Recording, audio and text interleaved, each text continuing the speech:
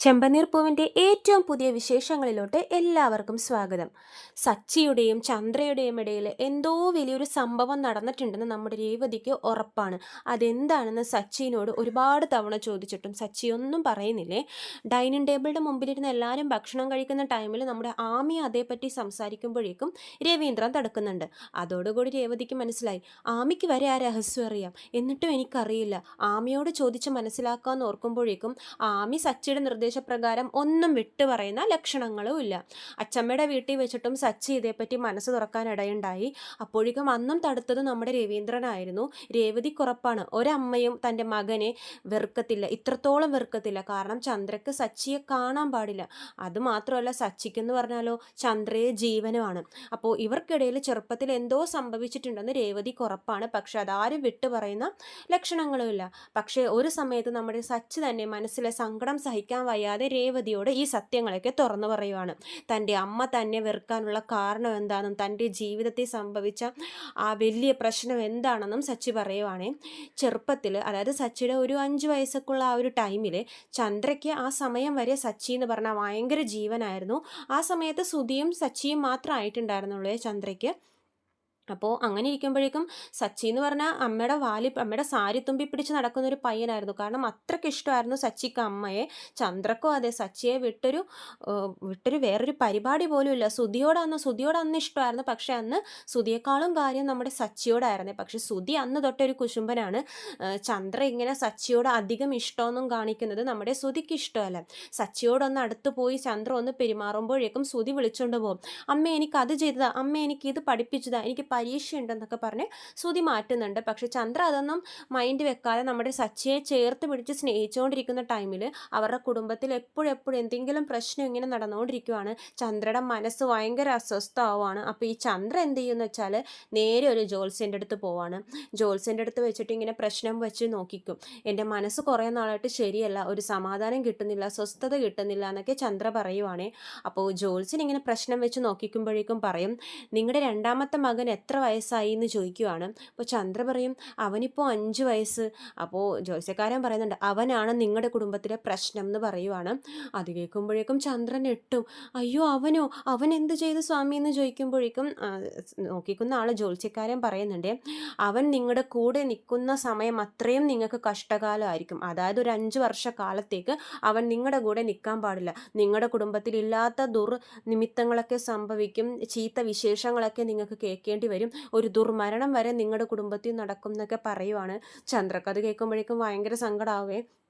ചന്ദ്ര പറയുന്നുണ്ട്, സ്വാമി അവന് എന്നെയെന്ന് പറഞ്ഞാൽ ജീവനാ, എനിക്ക് അവനെ വിട്ട് നിൽക്കുക എന്ന് പറഞ്ഞാൽ എനിക്ക് എന്നെ തന്നെ ഞാൻ മരിക്കുന്നതിന് തുല്യമാണെന്നൊക്കെ പറയുമ്പോഴേക്കും സ്വാമീജി പറയുന്നുണ്ട്, നിങ്ങളുടെ കുടുംബത്തിലെ വേറൊരാൾ മരിക്കാതിരിക്കണം എന്നുണ്ടെങ്കിൽ ഈ സച്ചിയെ കുറച്ച് നാളത്തേക്ക് എവിടെയെങ്കിലും മാറ്റി നിർത്തണം. മാറ്റി നിർത്തുക എന്ന് പറഞ്ഞാൽ നിങ്ങളുടെ ഒരു നോട്ടം പോലും അവളുടെ മേൽ നിങ്ങളുടെ അല്ല, അവൻ്റെ ഒരു നോട്ടം പോലും നിങ്ങളുടെ മേത്ത് പതിയാൻ പാടില്ല. അങ്ങനെ പതിഞ്ഞു കഴിഞ്ഞാൽ അതിനൊരു ഫലമില്ലാതാവും. ഞാൻ പറയുന്നതനുസരിച്ചാൽ നിങ്ങൾക്ക് കൊള്ളാം. ഒരു 5 വർഷം നിങ്ങൾ അവനെ എങ്ങോട്ടെങ്കിലും മാറ്റി നിർത്തിയേ പറ്റുള്ളൂ എന്നൊക്കെ സ്വാമീജി പറയുവാണേ. അപ്പോൾ ചന്ദ്രക്ക് എന്ത് ചെയ്യണം എന്നറിയില്ല. ചന്ദ്ര രവീന്ദ്രൻ്റെ അടുത്ത് പോയിട്ട് ഈ കാര്യങ്ങളൊക്കെ പറയുമ്പോഴേക്ക് രവീന്ദ്രൻ പറയുന്നുണ്ട്, എൻ്റെ ചന്ദ്ര നീ ഇതിലൊന്നും വിശ്വസിക്കല്ലേ, അവൻ കുഞ്ഞല്ലേ, അവനെ കൊണ്ട് നമുക്ക് എന്ത് ദോഷം ഉണ്ടാവാനെന്നൊക്കെ പറയുന്നുണ്ട്. അപ്പോൾ ചന്ദ്ര പറയുന്നുണ്ട്, എനിക്കറിയാം അവനെ കൊണ്ട് ദോഷമൊന്നും ഉണ്ടാവില്ല, അവൻ എൻ്റെ പൊന്നു മോന. പക്ഷേ നമ്മുടെ കുടുംബത്തിൽ എന്തെങ്കിലുമൊക്കെ ഒരു ദുർനിമിത്തങ്ങൾ സംഭവിക്കും എന്നാണ് സ്വാമീജി പറഞ്ഞിരിക്കുന്നത്. ഇനി അങ്ങനെ എന്തെങ്കിലും സംഭവിച്ചാൽ തന്നെ എല്ലാവരും നമ്മുടെ മോനെ പഴിചാരത്തില്ലേ, എനിക്കത് കേൾക്കാൻ വയ്യ രവി ഏട്ടാ എന്നൊക്കെ പറഞ്ഞ് ചന്ദ്ര കരയുവാണ്. അപ്പോൾ രവീന്ദ്രൻ എന്ത് ചെയ്യുമെന്ന് വെച്ചാൽ ഈ വിശേഷങ്ങളൊക്കെ അച്ചമ്മയെ വിളിച്ച് പറയുവാണ്. അങ്ങനെ അച്ചമ്മയും രവീന്ദ്രനും ചന്ദ്രയും സുധിയും സച്ചിയും കൂടി നമ്മുടെ അച്ചമ്മയുടെ വീട്ടിൽ പോവാണ്. അച്ചമ്മയുടെ വീട്ടിൽ പോയിട്ട് ചന്ദ്ര തൻ്റെ മനസ്സിലെ സങ്കടങ്ങളൊക്കെ പറയുവാണ്. ആ ടൈമിൽ അച്ചമ്മയും ചന്ദ്രയും തമ്മിൽ നല്ല സ്നേഹത്തിലാണ്. ചന്ദ്ര പറയുന്നുണ്ട്, അമ്മേ എനിക്കിവനെ വിട്ട് പിരിഞ്ഞ് നിൽക്കാൻ ഒരു താല്പര്യവും ഇല്ല. പക്ഷെ നമ്മുടെ കുടുംബത്തിൻ്റെ കാര്യമല്ല അമ്മേ, എനിക്ക് എൻ്റെ കുടുംബമാണ് വലുത്. ഒരു 5 വർഷക്കാലത്തേക്കല്ലേ അമ്മേ, ഇവനെ എങ്ങോട്ടെങ്കിലും മാറ്റി നിർത്താം എന്നൊക്കെയാണ് ഞാൻ തീരുമാനിച്ചിരിക്കുന്നതെന്ന് പറയുമ്പോഴേക്കും അച്ചമ്മ പറയുന്നുണ്ട്, എന്താ ചന്ദ്ര അവൻ കുഞ്ഞല്ലേ, നീ അങ്ങനെയൊന്നും പറയല്ലേ എന്ന് പറഞ്ഞ് അച്ചമ്മ പിന്തിരിപ്പിക്കാൻ നോക്കുന്നുണ്ട്. രവീന്ദ്രനും പിന്തിരിപ്പിക്കാൻ നോക്കുന്നുണ്ട്. പക്ഷെ ചന്ദ്ര പറയുന്നുണ്ട്, അമ്മേ ഇനി നാളെ നമ്മുടെ കുടുംബത്തിൽ എന്തെങ്കിലും ഒരു ആപത്ത് സംഭവിച്ചാൽ എല്ലാവരും എൻ്റെ മോനെ പറയത്തുള്ളൂ, അതെനിക്ക് എനിക്ക് കേൾക്കാൻ പറ്റത്തില്ലമ്മേ, അച്ചമ്മയുടെ വീട്ടിലല്ലേ, വേറെ എവിടെയല്ലല്ലോ ഞാൻ ആക്കുന്നതെന്നൊക്കെ ചന്ദ്ര പറയുവാണ്. അപ്പോൾ അച്ചമ്മ പറയും, ആ നിന്റെ സമാധാനത്തിനല്ലേ ഞാൻ അങ്ങനെ തന്നെ ചെയ്യാമെന്ന് പറഞ്ഞിട്ട് സച്ചിയെ ചേർത്ത് പിടിക്കുവാണേ അച്ചമ്മ. അപ്പോഴേക്കും കുഞ്ഞാണെങ്കിലും സച്ചിക്ക് ഇവരുടെ ഈ സംസാരങ്ങളൊക്കെ കേൾക്കുമ്പോൾ ആ കാര്യം മനസ്സിലാവുന്നുണ്ട്. സച്ചി ഓടിപ്പോയി ചന്ദ്രയുടെ കൈ കെട്ടിപ്പിടിച്ചിട്ട് അരക്കെട്ടൊക്കെ ഇങ്ങനെ കെട്ടിപ്പിടിച്ച് നിൽക്കുവാണേ. അപ്പോൾ അച്ചമ്മ പറയും, സച്ചിമോൻ ഇങ്ങോട്ട് വാ, അച്ചമ്മയുടെ കൂടെ ഇങ്ങോട്ട് വന്നേ, ഇനി കുറച്ച് ദിവസം സച്ചിമോൻ അച്ചമ്മയുടെ കൂടെ നിൽക്കുമെന്ന് പറയുമ്പോഴേക്കും കുഞ്ഞു സച്ചി കരയുവേ, ഇല്ല ഇല്ല ഞാൻ നിൽക്കില്ല, എനിക്ക് എൻ്റെ അമ്മയുടെ കൂടെ പോകണമെന്ന് പറഞ്ഞിട്ട് ഭയങ്കര കരച്ചിലാണ്. അപ്പോൾ ചന്ദ്ര പറയും, മോനെ അമ്മ ഇടയ്ക്കിടയ്ക്കൊക്കെ വന്ന് കാണാം, മോൻ കരയണ്ട, കുറച്ച് നാൾ അച്ചമ്മയുടെ കൂടെ നിൽക്കുമെന്ന് പറയുമ്പോഴും സച്ചി കേൾക്കുന്നില്ല. ഇല്ല ഇല്ല എന്നെ ഇവിടെ നിർത്തിയിട്ട് പോവല്ലേ, അമ്മ പോകുമ്പോൾ എന്നെയും കൊണ്ടുപോകുമെന്ന് പറഞ്ഞ് സച്ചി ഭയങ്കര കരച്ചിലാണ്. അപ്പോൾ അച്ചമ്മ പറയും, ചന്ദ്രേ നീ അവനെ നോക്കണ്ട, നീ തിരിഞ്ഞു നോക്കാതെ നേരെ വിട്ടോ എന്ന് പറയുവാണ്. അങ്ങനെ ചന്ദ്ര തിരിഞ്ഞു നോക്കാതെ സച്ചിയുടെ കൈ വിടിപ്പിച്ചിട്ട് പോകാൻ ശ്രമിക്കുന്നുണ്ട്. പക്ഷെ പാവം കുഞ്ഞു സച്ചി കേട്ടോ ചന്ദ്രയുടെ കൈ ഇറുക്കി പിടിച്ച് വിടുന്നില്ല. ചന്ദ്ര ലാസ്റ്റ് ബലം പ്രയോഗിച്ച് വിട്ടിട്ട് അവിടെ നിന്ന് കരഞ്ഞുകൊണ്ടും പോകുവാണ്. അങ്ങനെ വീട്ടിൽ പോകുമ്പോഴായാലും ചന്ദ്രക്കൊരു സമാധാനമില്ല. കാരണം തനിക്ക് ചന്ദ്രക്ക് ആ സമയത്ത് സച്ചി എന്ന് പറഞ്ഞ ജീവനാണ്. അയ്യോ എൻ്റെ മോൻ അവിടെ എന്ത് ചെയ്യണമായിരിക്കും, ഭക്ഷണം കഴിച്ചോ, അങ്ങനെയുള്ള ചിന്തകളാണ് ചന്ദ്രയുടെ മനസ്സിൽ. അങ്ങനെ ഇവർ ഫോൺ വിളിച്ചൊക്കെ സംസാരിക്കുമ്പോഴേക്കും സച്ചി പറയുന്നുണ്ട്, അമ്മ എന്നെ വന്ന് കൊണ്ടുപോകുന്നൊക്കെ പറഞ്ഞ് സച്ചി ഭയങ്കര കരച്ചിലാണ്. അപ്പോൾ ചന്ദ്ര പറയും, അമ്മ ഇടയ്ക്കിടയ്ക്കൊക്കെ വന്ന് മോനെ കാണാം, മോനെ കൊണ്ടുപോവാന്നൊക്കെ പറഞ്ഞ് സമാധാനിപ്പിക്കുന്നുണ്ട്. അങ്ങനെ സച്ചി ഒരു ദിവസം പറയുന്നുണ്ട് വിളിച്ചിട്ട്, അമ്മേ എനിക്ക് അമ്മേനെ കാണണം, ഒന്ന് വാ അമ്മേ എന്നൊക്കെ പറയുമ്പോഴേക്കും ചന്ദ്ര അതിനെന്താ മോനെ ഞാൻ വരാമെന്ന് പറയുമ്പോഴേക്കും നമ്മുടെ ശ്രുതി സമ്മതിക്കുന്നില്ലേ. അമ്മേ എനിക്ക് നാളെ സ്കൂളിൽ പരിപാടി ഉള്ളതാണ്, എനിക്ക് സമ്മാനം കിട്ടുന്ന ദിവസമാണ്, അമ്മ വരാതെ ഞാൻ ആ സമ്മാനം മേടിക്കില്ല എന്നൊക്കെ പറഞ്ഞ് ശ്രുതി അന്ന് തൊട്ടേ വാശി പിടിക്കുകയാണ്. കാരണം ശ്രുതിക്ക് സച്ചിയെ ആ വീട്ടിൽ നിന്ന് മാറ്റിയപ്പോഴേക്കും അമ്മയുടെ സ്നേഹം മൊത്തം ശ്രുതിക്കാണല്ലോ കിട്ടുന്നത്. ശ്രുതിക്ക് അതപ്പോൾ ഭയങ്കര ഒരു ഇതായിപ്പോയി, അഹങ്കാരം കയറിപ്പോയി. ഇനി അമ്മക്ക് താൻ മാത്രം മതി എന്നുള്ളൊരു വിചാരമായി ശ്രുതിക്ക്. അപ്പോൾ ഈ ശ്രുതി എന്ത് ചെയ്യുന്നു വെച്ചാൽ സച്ചിയായിട്ട് കണക്ഷൻ വരുന്ന ആ സമയമൊക്കെ ശ്രുതി ആ ചെറുപ്പത്തിലേ തൊട്ട് അങ്ങനത്തെ ഒരു മൈൻഡാണ് ശ്രുതിക്ക്. അതൊക്കെ ഒഴിവാക്കാൻ നോക്കുവാണെങ്കിൽ ചന്ദ്രയെ തന്നിലേക്ക് മാത്രം പിടിച്ചു വെക്കാൻ ശ്രുതി ശ്രമിക്കുന്നുണ്ട്. അപ്പോൾ ജോത്സ്യക്കാരൻ അതിൻ്റെ ഇടയിൽ പറയുന്നുണ്ട്, ഇടയ്ക്കിടയ്ക്ക് പോയി കാണുന്നതും ശരിയല്ല, 5 വർഷം അങ്ങനെ കടന്നു പോട്ടെ, നിങ്ങളുടെ നോട്ടം ഒന്നും അവനിൽ പതിയരുതെന്നൊക്കെ പറയുമ്പോഴേക്കും സച്ചി അവിടെ അങ്ങനെ വളരുവാണ്. അങ്ങനെ കുറേ ദിവസത്തെ സങ്കടങ്ങൾക്ക് ശേഷം പിന്നെ സച്ചി അവിടുത്തെ ഒരാളായി മാറുവാണ്. രവീന്ദ്രൻ വന്ന് കാണുകയും പിടിക്കുകയും സച്ചിയോട് സമയം ചെലവഴിക്കുകയൊക്കെ ചെയ്യുന്നുണ്ട്. പക്ഷേ ചന്ദ്ര ആ ഒരു കാലയളവിൽ സച്ചിയെ കാണാനേ പോയിട്ടില്ല. ചന്ദ്ര അത് മാത്രമല്ല ശ്രുതിയിലോട്ട് ഒതുങ്ങിപ്പോവുകയും ചെയ്തു. ശ്രുതിക്കാണെങ്കിലും അങ്ങനെ തന്നെ തൻ്റെ അമ്മയെ ഇനി സച്ചിക്ക് വിട്ടുകൊടുക്കുന്നൊരു ഭാവം ഇല്ലെന്നുള്ളൊരു ഇതാണ് ശ്രുതിക്ക്. അങ്ങനെ 5 വർഷം കഴിയുമ്പോഴേക്കും ചന്ദ്രയും നമ്മുടെ രവീന്ദ്രനും കൂടി അച്ചമ്മ വീട്ടിലോട്ട് പോവാണ് സച്ചിയെ കൊണ്ടുവരാൻ വേണ്ടിയിട്ട്. മോനെ വാ നമുക്ക് പോവണ്ടേ വീട്ടിലോട്ട്, അമ്മ വന്നിരിക്കുക മോനെ കൊണ്ടുപോകാനെന്നൊക്കെ പറയുമ്പോഴേക്കും സച്ചി പറയുന്നുണ്ട്, സച്ചി ചന്ദ്രയെ മൈൻഡ് ചെയ്യുന്നില്ലേ, രവീന്ദ്രൻ്റെ അടുത്ത് പോയി നിൽക്കുന്നുണ്ട്.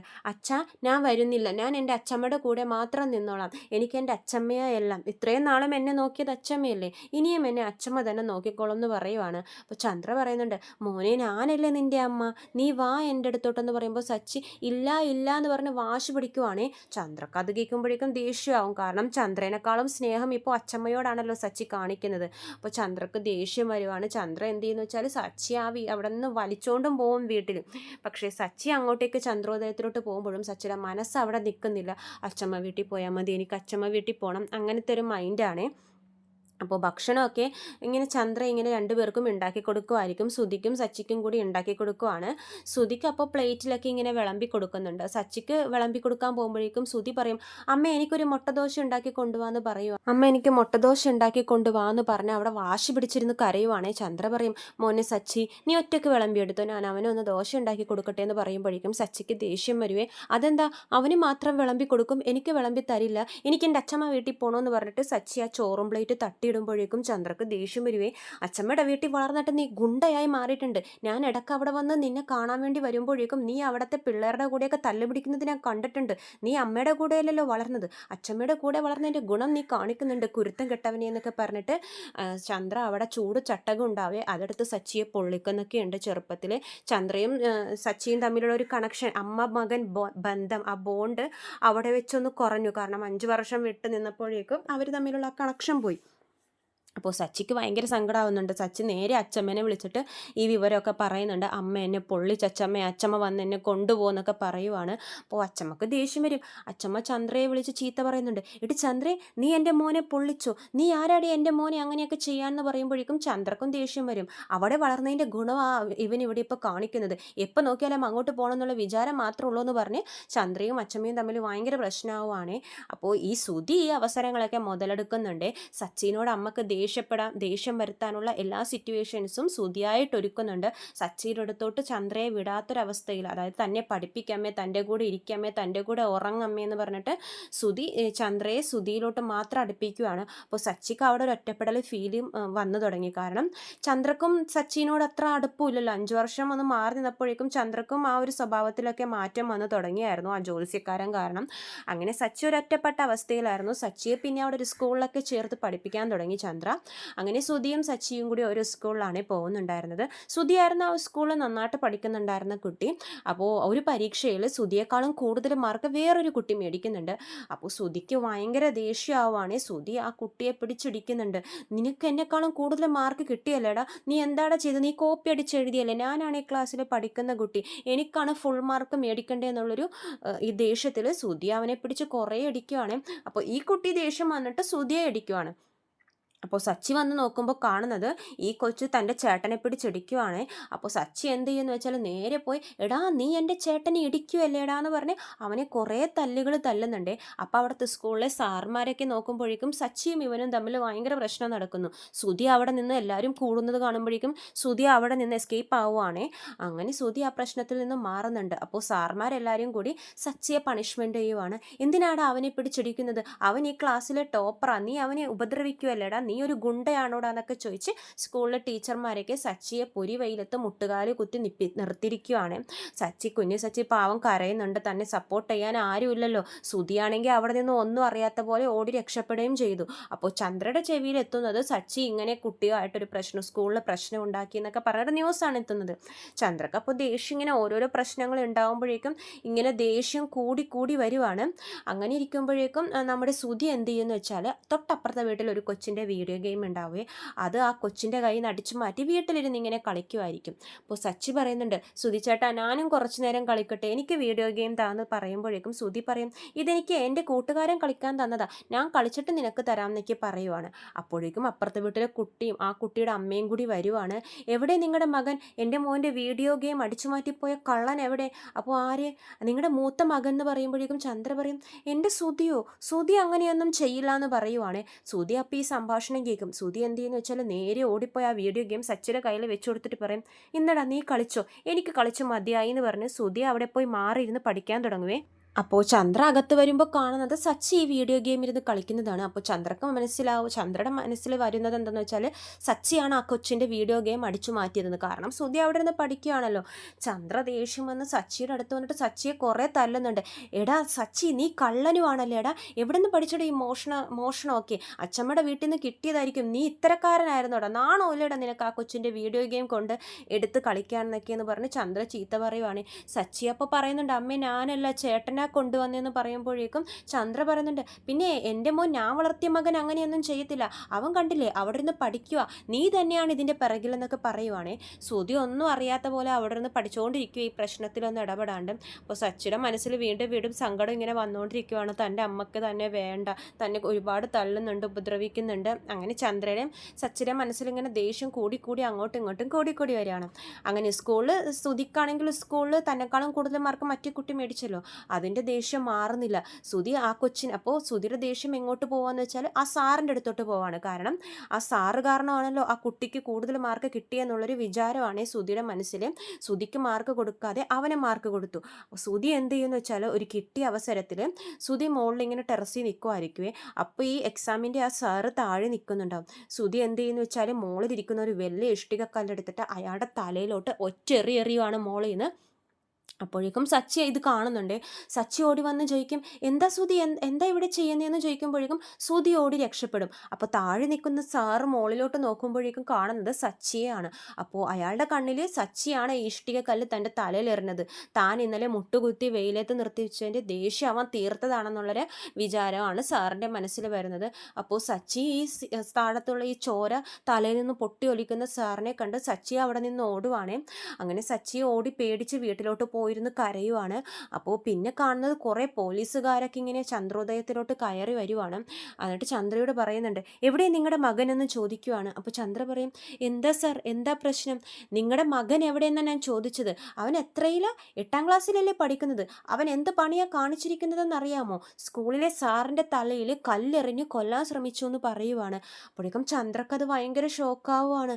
ആര്, എൻ്റെ ഏത് മോനാ, എൻ്റെ 2 മക്കൾ അവിടെ പഠിക്കുന്നുണ്ട്, സുധി ആയിരിക്കില്ല സച്ചി ആയിരിക്കുമല്ലോ എന്ന് ചോദിക്കുമ്പോഴേക്കും, ആ അതെ അവൻ തന്നെ, സാറ് മൊഴി തന്നിട്ടുണ്ട്, അവൻ്റെ പേരിൽ കേസെടുക്കാനാണ്, കൊലപാതക ശ്രമത്തിന് കേസെടുക്കാനാണ് ഞാൻ വന്നിരിക്കുന്നതെന്ന് പറയുവാണ്. അപ്പോൾ സച്ചി അവിടെ ഇങ്ങനെ മൂലക്കിരുന്ന് പേടിച്ച് കരയുമായിരിക്കേ. അപ്പോൾ ചന്ദ്ര പറയും, എടാ നിന്നെ അന്വേഷിച്ച് പോലീസുകാർ വന്നിരിക്കുന്നു, പോടാ അവരുടെ കൂടെ എന്ന് പറയുവാണ്. അപ്പോൾ സച്ചി പറയും, അമ്മേ ഞാനൊന്നും ചെയ്തിട്ടില്ല, സുധിച്ചേട്ടനാ എല്ലാം ചെയ്തത്, സുധിച്ചേട്ടനാ കല്ലെടുത്തെറിഞ്ഞെന്നൊക്കെ പറയുന്നുണ്ട്. അപ്പോൾ ചന്ദ്ര പറയും, ഞാൻ വളർത്തിയ മകൻ അങ്ങനെയൊന്നും ചെയ്യില്ല, ദേ ആ സാറ് വരെ മൊഴി നൽകി, നീയാണ് കല്ലെടുത്തെറിഞ്ഞെന്ന്. ഞാൻ വളർത്തിയവനും അച്ചമ്മ വളർത്തിയവനും തമ്മിലുള്ള വ്യത്യാസം കണ്ടോ, നീ ഒരു ഗുണ്ടയായിട്ട് മാറിയതാടാ, നീ ഒരു കൊലപാതകിയാടാ, പോടെ എൻ്റെ മുമ്പിൽ, എനിക്ക് നിന്നെ കാണണ്ട എന്നൊക്കെ പറയുവാണേ. അപ്പോൾ രവീന്ദ്രൻ പറയുന്നുണ്ട്, ചന്ദ്രൻ നീ ഒന്ന് അടങ്ങ്, അവൻ പറയുന്നുണ്ടല്ലോ അവനല്ലെന്ന്. അപ്പോൾ ചന്ദ്ര പറയും, നിങ്ങൾ അവൻ പറഞ്ഞത് കേട്ടോ, ആ സാർ അവിടെ മരണമൊഴി വരെ കൊടുത്തിട്ടുണ്ട് ഇവനാ കൊല്ലാൻ നോക്കിയെന്ന്. ഇവൻ തന്നെ ആയിരിക്കുള്ളൂ, ഇവൻ തന്നെയാണ് കൊലപാതകി, എനിക്കുറപ്പാണ്.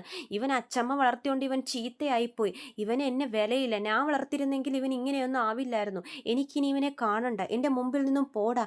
സർ, ഈ കൊലപാതകീനെ ഇപ്പോൾ തന്നെ ഇവിടെ നിന്നും കൊണ്ടുപോയിക്കോ, ഇവനെ ഇനി എനിക്ക് ഈ വീട്ടിൽ നിർത്താൻ തന്നെ പേടിയാണ്, കാരണം ഇവൻ ഈ വീട്ടിലുള്ളവരെയും എൻ്റെ മോനെയും ഉപദ്രവിക്കും, നിങ്ങൾ കൊണ്ടുപോകണം സർ, അങ്ങനെയെങ്കിലും ഇവൻ നന്നാവട്ടെ, ആ ജയിലിൽ കിടന്ന് അവിടെ ഇരുട്ടുമുറിയിൽ ആരെയും കാണാതാവുമ്പോൾ ഇവൻ നന്നായിക്കൊള്ളും, നിങ്ങൾ ഇവൻ ഇപ്പം തന്നെ കൊണ്ടുപോകുമെന്ന് പറഞ്ഞിട്ട് ചന്ദ്ര സച്ചിയെ പോലീസുകാരെ ഏൽപ്പിക്കുവാണ്. അപ്പോൾ സച്ചിക്ക് ഭയങ്കര സങ്കടമാവുന്നുണ്ട്, സ്വന്തം അമ്മ തന്നെ മകനെ വിശ്വസിക്കാതെ ഏൽപ്പിച്ചല്ലോ. സച്ചി പറയുന്നുണ്ട്, ഞാനും ആരെയും കൊല്ലാൻ ശ്രമിച്ചിട്ടില്ലമ്മേ, എന്നെ ഒന്ന് വിശ്വസിക്കാമേ, ഞാനും അമ്മയുടെ മകനല്ലേ എന്നൊക്കെ പറഞ്ഞ് കെട്ടിപ്പിടിച്ച് കരയുമ്പോഴേക്കും ചന്ദ്ര പറയും, നീ എൻ്റെ മകനല്ല, ഇങ്ങനെയൊരു മകൻ എനിക്കില്ല, ആളുകളെ കൊല്ലാൻ ശ്രമിക്കുന്നവൻ, എനിക്കിനി നിന്നെ കാണണ്ട, പൊയ്ക്കോ എൻ്റെ കൺമുമ്പിലെന്ന് പറഞ്ഞിട്ട് സച്ചി അവിടെ നിന്ന് ഓടിക്കുവാണ്, പോലീസുകാരുടെ കൂടെ വിടുവാണ്. പാവ സച്ചി അങ്ങനെ കുറച്ച് നാൾ, അതായത് 1-2 വർഷം ജയിലിൽ കഴിയുവാണ്. അങ്ങനെ സച്ചി ജയിലിൽ നിന്നും തിരിച്ചു വന്ന സച്ചിയോട് ചന്ദ്രയ്ക്ക് സ്നേഹമൊന്നുമില്ല, ശിക്ഷ കഴിഞ്ഞിട്ട് തിരിച്ചെത്തിയിട്ടും ചന്ദ്രയുടെ മൈൻഡ് അങ്ങനെ തന്നെയാണ്. അങ്ങനെയാണ് ചന്ദ്രയും സച്ചിയും തമ്മിലുള്ള ഈ ദേഷ്യം, ചന്ദ്രക്ക് സച്ചി ഇഷ്ടപ്പെടാതിരിക്കാനുള്ള കാരണം ഇതാണ്. ഇവർക്കിടയിൽ പ്രശ്നങ്ങൾ സൃഷ്ടിച്ചത് ശരിക്കും ആ ജ്യോത്സ്യക്കാരനാണ്. ജ്യോത്സ്യക്കാരൻ കാരണമാണ് ചന്ദ്ര സച്ചിയെ അച്ചമ്മയുടെ വീട്ടിൽ കൊണ്ടേ നിർത്തിയത്. അങ്ങനെ ഒരു 5-6 വർഷം സച്ചിയായിട്ട് ബോണ്ടില്ലാതെ കണക്ഷൻ ഇല്ലാതെ രണ്ടുപേരും ഇരുന്നപ്പോഴേക്കും ഇവർക്കിടയിലുണ്ടായ പ്രശ്നങ്ങളാണത്. ചന്ദ്ര സുധിയിലോട്ട് മാത്രം ഒതുങ്ങിപ്പോവുകയും സച്ചി അച്ചമ്മയിലോട്ട് മാത്രം ഒതുങ്ങിപ്പോവുകയും ചെയ്തു. തിരിച്ചു വന്ന സച്ചിയെ നല്ല സച്ചിയോട് സ്നേഹത്തോടെ പെരുമാറാനും ചന്ദ്രയ്ക്ക് കഴിഞ്ഞില്ല. ഒരു മകനെന്ന പരിഗണന പിന്നെ ചന്ദ്ര കൊടുത്തിട്ടേ ഇല്ല തിരിച്ചു കൊണ്ടുവന്നതിന് ശേഷം.